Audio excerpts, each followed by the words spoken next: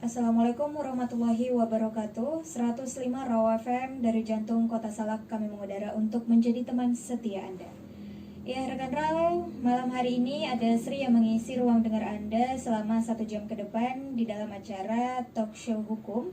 Dan seperti biasa, di Jumat malam kali ini kita akan bahas tema teknik membuat kontrak atau surat perjanjian. Dan di studio Raw FM sudah hadir bersama kita narasumber, ada Bang Samsuri Ashari Nasution SH dari Kantor Hukum SBR dan Partners ya. Dan baik, langsung saja kita sapa nih. Assalamualaikum warahmatullahi wabarakatuh Bang. Assalamualaikum warahmatullahi wabarakatuh Sri. Assalamualaikum, selamat malam para pendengar Raw FM dimanapun Anda berada. Iya, gimana kabarnya malam hari ini Bang? Alhamdulillah malam hari ini kabar baik Sri. Alhamdulillah pastinya ya Bang. Kita selalu mengharapkan untuk selalu berkabar baik ya. Dan rekan Raw dimanapun berada boleh silahkan bergabung di live Instagram kita di @rawfm Padang Sidimpuan. Juga boleh bergabung di segmen ketiga nanti ya, yaitu sesi tanya jawab. Boleh persiapkan pertanyaannya dari sekarang. Kamu bisa kirimkan pertanyaanmu melalui via WhatsApp atau SMS di 082299996105. Baik, untuk malam hari ini Sri izin tanya dulu ya Bang, kenapa tertarik untuk mengangkat tema yaitu teknik membuat kontrak atau surat perjanjian? Oke, baik, terima kasih Sri. Pertama saya ingin menjelaskan kenapa saya tertarik untuk mengangkat tema pada malam hari ini. Sebenarnya begini, ini berdasarkan hal-hal ataupun pengalaman yang sering terjadi ataupun sering saya alami di dalam berpraktek hukum, di mana sangat banyak muncul persoalan-persoalan yang diakibatkan awalnya adalah terkait dengan surat perjanjian ini.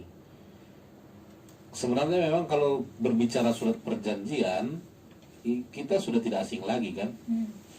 Mungkin sudah sering kita lakukan, baik itu surat perjanjian jual beli, sewa menyewa, surat perjanjian kerja dan lain sebagainya. Namun banyak orang juga menganggap bahwasanya surat perjanjian ini hanya sebatas untuk syarat formal untuk melakukan suatu peristiwa hukum, sehingga seringkali hal-hal di dalam surat perjanjian ini disepelekan ataupun hanya sebatas ditandatangani tanpa harus dibaca, diperhatikan betul apa yang ada di dalam perjanjian itu, apakah perjanjian itu sudah memenuhi unsur dan lain sebagainya. Sehingga pada setelah perjanjian itu dibuat, misalnya dalam waktu tertentu atau dalam beberapa waktu setelah perjanjian itu dibuat, muncul persoalan yang mana kesepakatannya ternyata tidak dibuat dalam perjanjian misalnya, atau sama sekali tidak diatur di dalam perjanjian kan, sehingga ini kan menjadi masalah. Sementara dasarnya itu tadi ya perjanjian ini. Oleh karena itu saya tertarik malam hari ini untuk membahas terkait dengan perjanjian ini.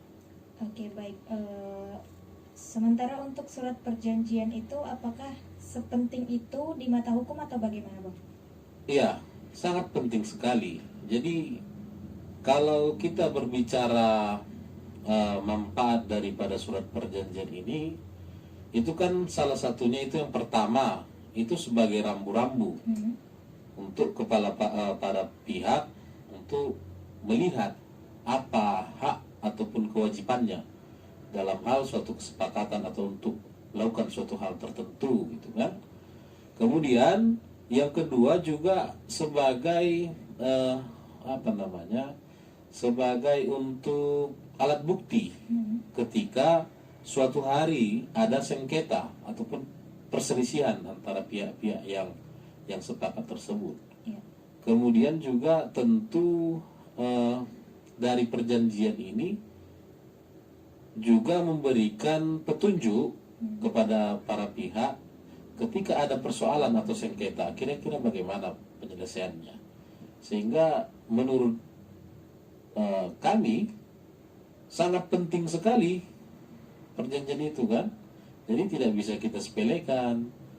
Jangan misalnya kita hanya main tanda tangan saja kan, tanpa kita memperhatikan ini. Nah, sebenarnya kan kalau muncul pertanyaan, lalu bagaimana sebenarnya format daripada surat perjanjian ini kan?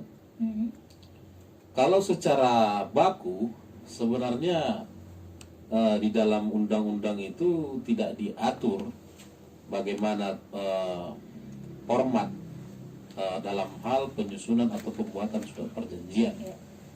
Tetapi paling tidak kita harus merujuk kepada pasal 1320 BW, yang mana di dalam pasal 1320 itu mengatur tentang bagaimana syarat sahnya suatu perjanjian.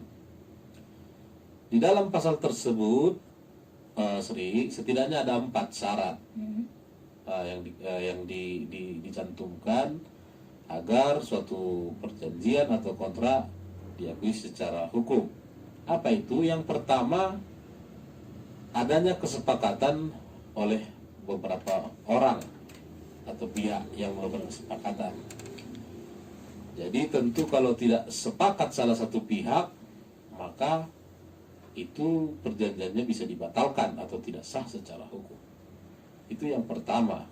Kemudian syarat yang kedua, tentu para pihak yang melakukan suatu kesepakatan ini harusnya sudah cakap hukum.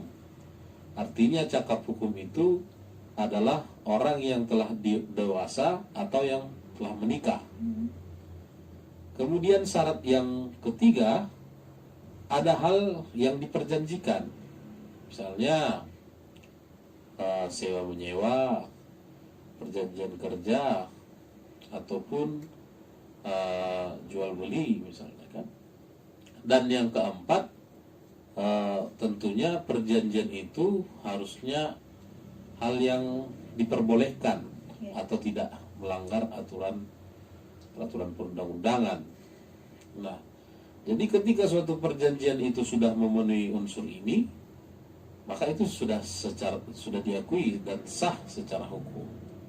Nah, kemudian yang mengikat ini adalah pasal 1338, yang mana di dalam pasal 1338 ini pada intinya menyatakan bahwasanya suatu kesepakatan itu berlaku bagi si pembuatnya. Jadi sebenarnya undang-undang itu hampir sama dengan perjanjian. Bedanya kalau dia undang-undang itu mengatur secara umum, sedangkan kalau dia perjanjian maka dia hanya mengatur terhadap para pihak yang ada di dalam kesepakatan itu, perjanjian itu. Oleh karenanya, makanya itulah yang kita kenal misalnya dengan ajas fakta serpanda, misalnya kan, kita harus menghormati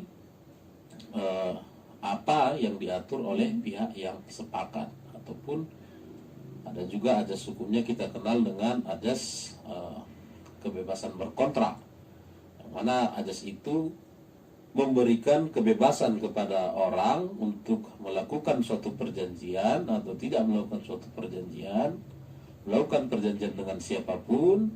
Tentu ini dibatasi dengan hal-hal yang dibenarkan secara hukum. Oke, baik. Ini kali ini kita sedang berada di masa pandemi ya, Bang ya. Iya. Dan pastinya apa-apa semua serba dari online, semua dari digital. Nah, yang jadi pertanyaannya, apa ada perbedaan antara kontrak baku dengan kontrak online? Sebenarnya begini, memang beberapa ini kan kita berbicara terkait alat bukti. Nah, jadi kan kalau sebenarnya online itu ya menurut saya itu hanya media saja. Jadi asalkan dia sudah memenuhi yang pasal 1320 tadi, maka itu sudah dapat dijadikan alat bukti. Karena hanya saja mungkin yang sulit membuktikan itu kan sebenarnya pada saat penandatanganan. Ya. Walaupun memang dunia semakin canggih sekarang, hal apa saja pun sudah bisa dilakukan secara tanda tangan elektronik kan. Betul. Nah, artinya kalau memang itu memang ada dan sudah memenuhi syarat, maka sama saja dengan surat yang tertulis. Oke, baik. Dan sementara untuk pembuatan kontrak kerja itu ada beberapa hal yang perlu diperhatikan atau bagaimana Bang? Atau berbeda dengan kontrak yang lain? Ya, tentu, Sri. Kalau berbicara tentang isi daripada kontrak itu, pastinya akan berbeda ketika dia berbicara tentang perjanjian sewa menyewa, misalnya dengan perjanjian kontrak. Kemudian antara perjanjian hutang piutang, misalnya dengan perjanjian jual beli. Tapi kan paling tidak nanti akan ada hal-hal apa saja yang secara umum dicantumkan atau dibuat di dalam kontrak tersebut. Tentunya di sini kita berbicara tentang surat perjanjian atau kontrak di bawah tangan ya, karena ini berbeda. Jadi akta itu ataupun bukti surat itu yang dapat dijadikan alat bukti itu kan sebenarnya ada dua. Yang pertama kita kenal dengan akta autentik. Nah, kalau akta autentik itu adalah akta atau surat yang dibuat di hadapan notaris. Nah, yang kedua adalah akta atau surat di bawah tangan. Nah, yang kita berbicara hari ini terkait dengan akta atau surat yang dibuat di bawah tangan. Tentunya agar dapat dijadikan sebagai itu tadi yang saya katakan di awal, untuk menjadikan suatu alat bukti ketika adanya suatu sengketa di kemudian hari. Kira-kira gitu.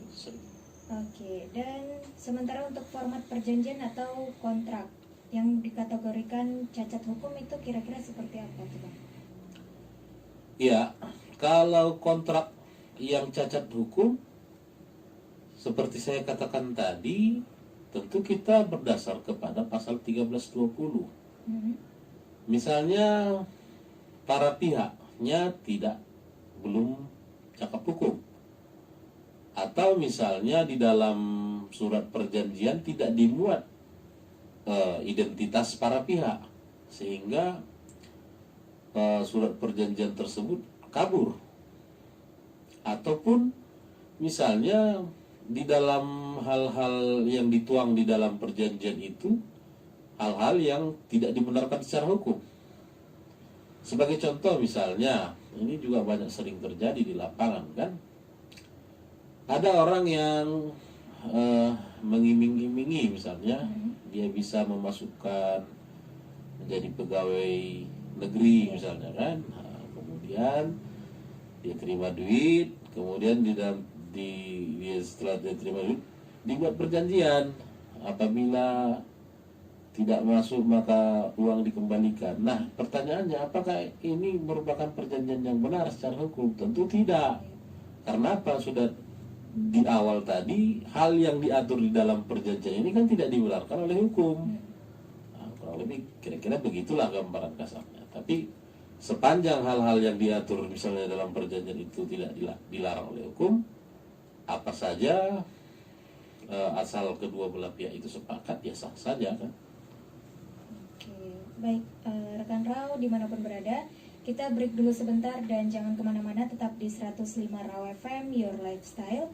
Jangan lupa untuk Anda yang sudah memiliki pertanyaan seputar tema kita pada malam hari ini, teknik membuat kontrak atau surat perjanjian, boleh silakan dikirimkan melalui via WhatsApp atau SMS di 0822 99996105 and don't go anywhere. 105 Raw FM Your Lifestyle, masih dari kawasan Jalan Jenderal Sudirman nomor 219 Kota Padang Sidempuan. Dan rekan Raw, masih ada Sri yang mengisi ruang dengar Anda di malam hari ini, tentunya di edisi Jumat 3 September 2021. Dan masih bersama narasumber kita ada Bang Samsuri Ashari Nasution SH, tentunya dari Kantor Hukum SBR dan Partners ya rekan Raw, dengan tema teknik membuat kontrak atau surat perjanjian. Baik, tadi sudah kita kupas beberapa hal yang mengacu pada tema kita. Ini kita akan pertanyakan lagi nih tentang bagaimana sih Bang, apakah ada cara yang diperlukan di dalam membuat surat perjanjian agar menghindari perselisihan? Oke, untuk menjawab itu tentu dasarnya adalah itu tadi pasal 1320. Iya. Pertama, acuannya harus merujuk ke sana. Apabila misalnya sudah pasal 1320 itu terpenuhi, maka barang tentu itu sudah sah secara hukum. Nah, kemudian bagaimana untuk agar bisa menghindar dari sengketa ke depannya? Tentu perjanjian itu harus memang betul-betul dibahas ataupun masukan memang dari kedua belah pihak, dan harus mengandung azas iktikat baik.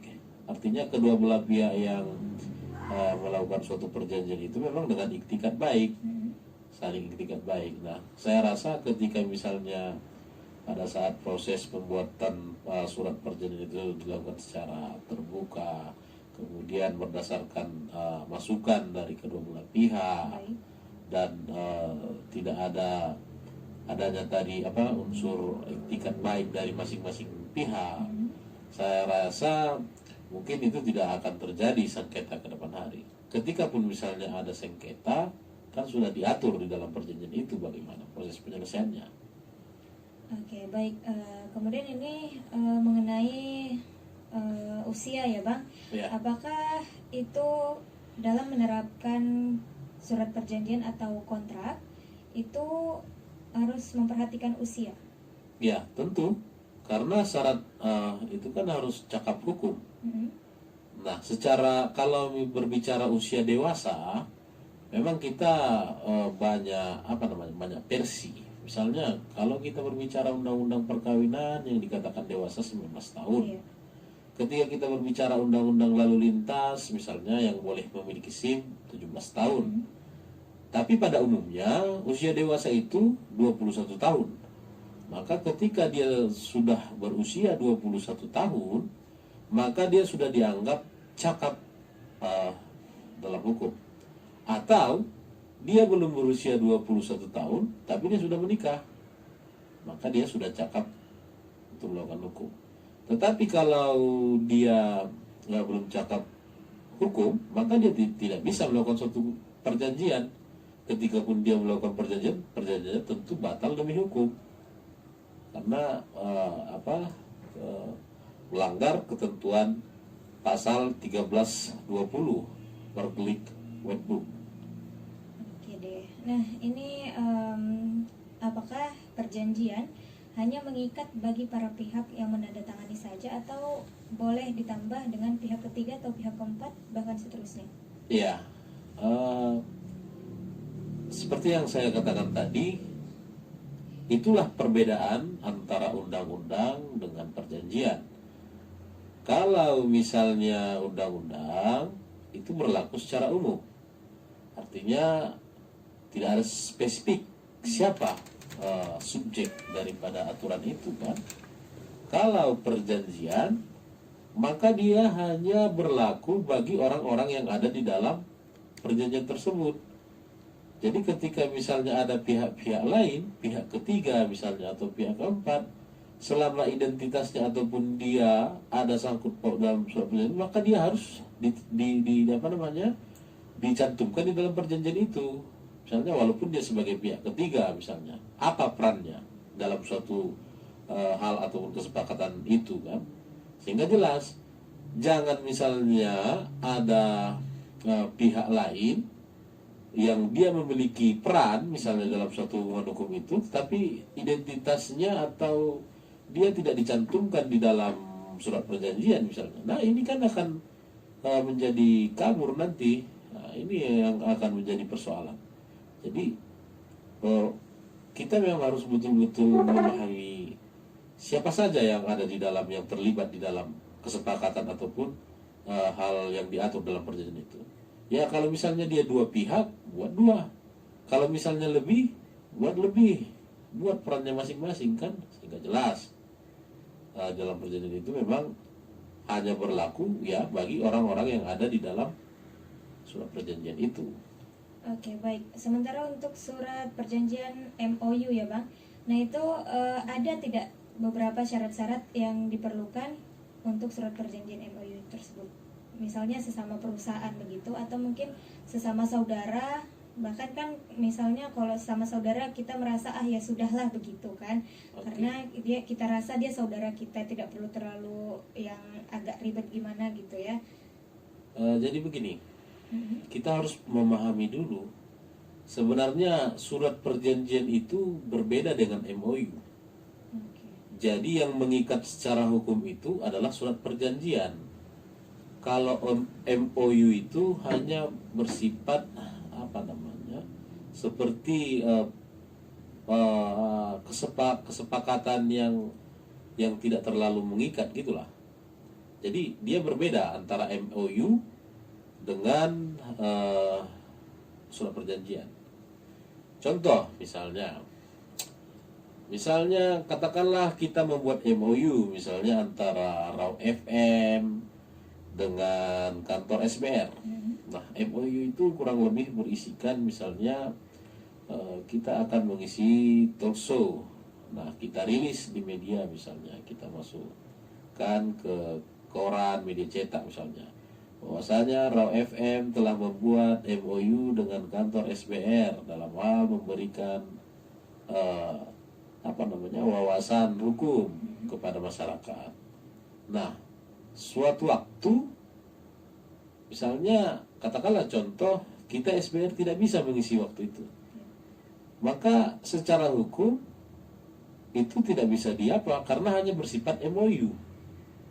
Berbeda misalnya ketika perjanjian.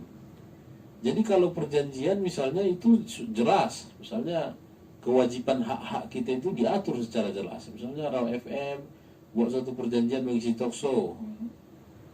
Ini misalnya SBR berkewajiban memberikan talk show sekali seminggu. Apabila tidak dilakukan maka sanksinya begini. Jadi dia diatur. Nah, makanya itu perbedaannya. Jadi biasanya MOU ini semacam pra perjanjian mungkin, ataupun hanya sebatas semacam kesepakatan yang tidak mengikat. Ya, baik. Jadi MOU dan surat perjanjian itu jelas berbeda ya Bang ya? Iya, berbeda. Oke deh.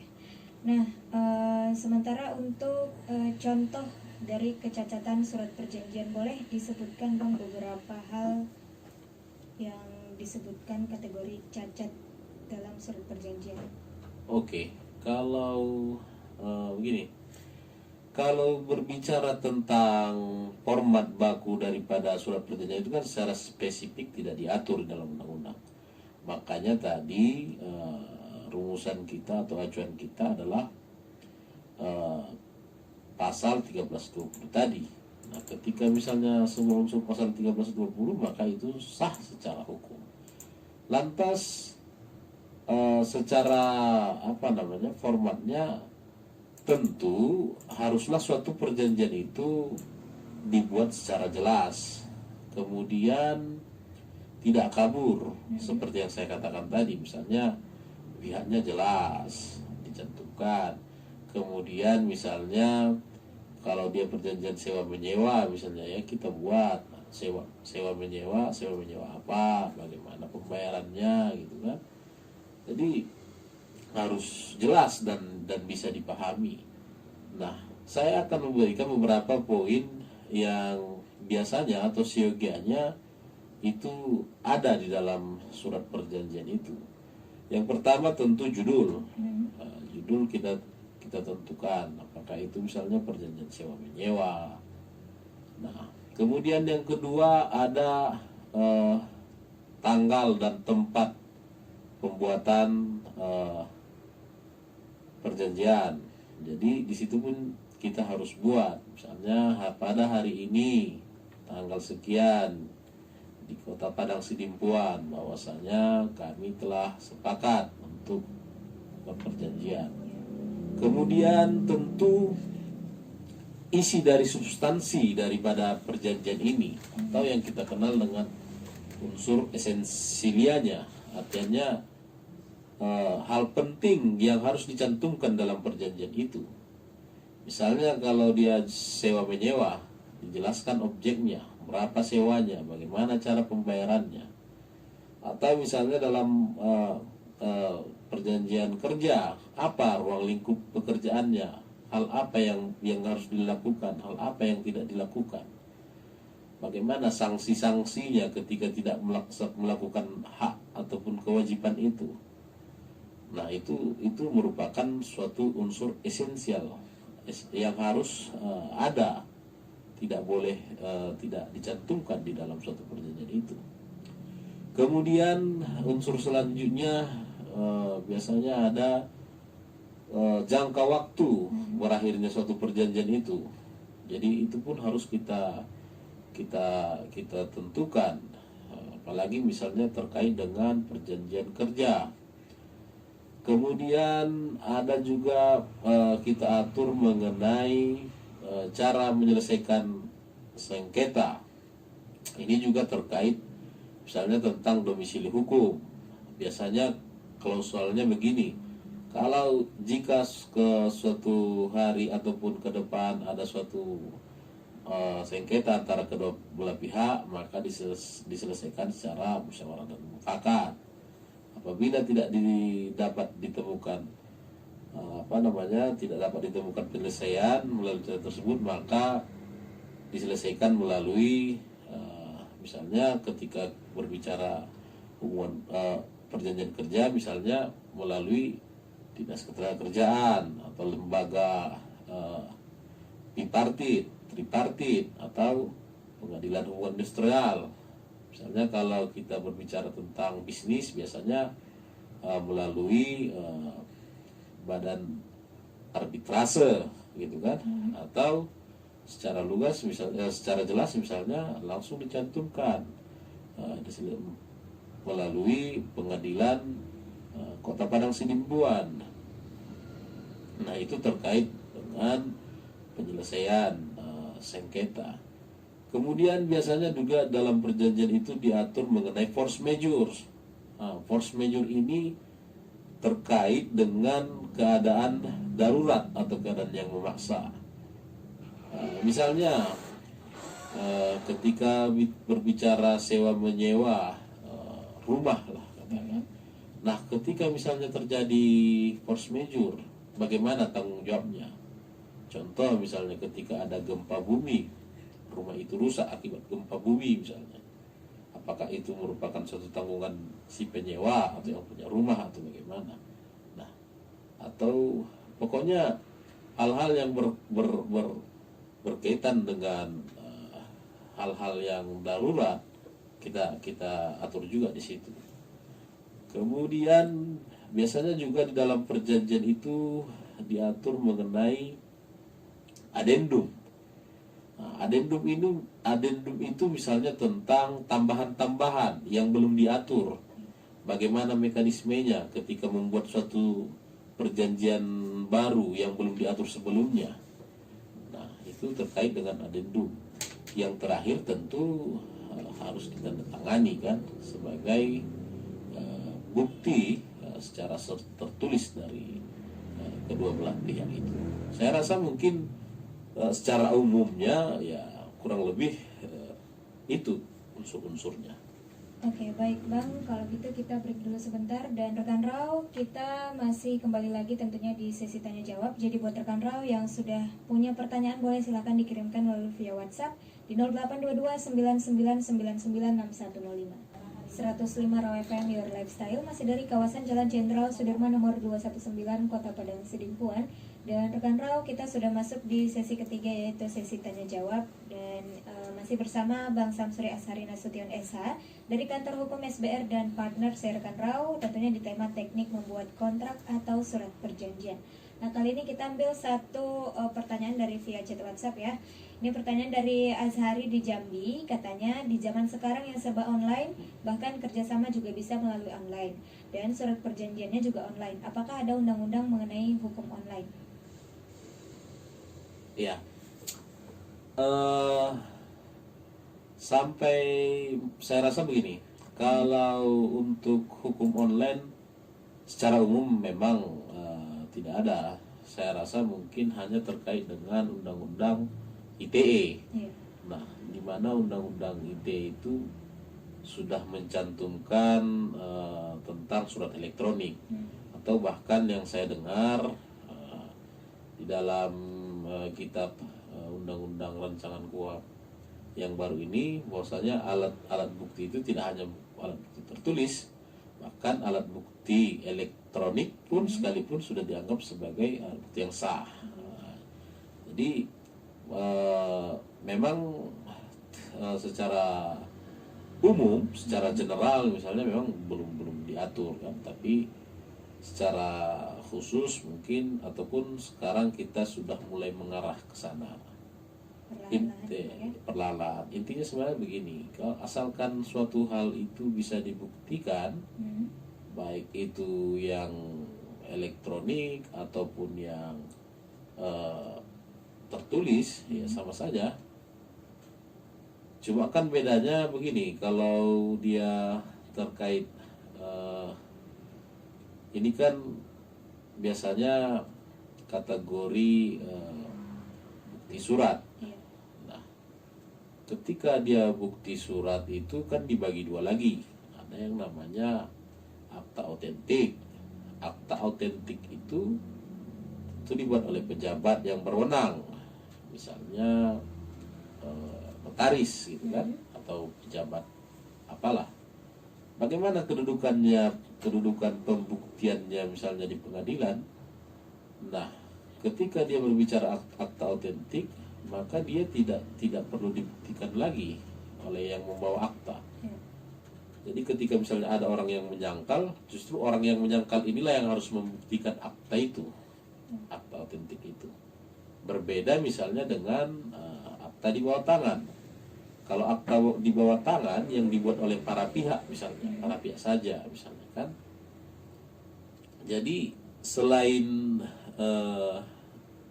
dia membawa bukti suratnya ini secara fisik, maka dia juga harus mampu membuktikan bahwasanya apa yang tertera dalam perjanjian itu memang dibuat secara nyata gitu kan. Artinya di samping surat perjanjian itu, dia juga harus mampu membuktikan bahwasanya surat perjanjian itu dibuat benar, dibuat gitu kan. Mungkin dia menghadirkan saksi-saksi yang ada dalam surat perjanjian itu kan, dan lain sebagainya. Atau mungkin dia meminta pengakuan dari pihak-pihak yang ada dalam surat itu kan, maka dia juga harus membuktikan. Sama halnya misalnya dengan surat elektronik. Jadi surat elektronik itu kan tidak termasuk dalam akta autentik. Maka sepanjang dia bisa membuktikannya, maka itu berlaku secara hukum. Oke, baik. Itu dia penjelasan dari Bang Samsuri Ashari mengenai apakah ada undang-undang untuk hukum online. Baik, rekan Rau, di malam hari ini terima kasih Bang Samsuri untuk hari ini ya. Dan rekan Rau juga terima kasih sudah bergabung. Selamat malam dan Assalamualaikum warahmatullahi wabarakatuh.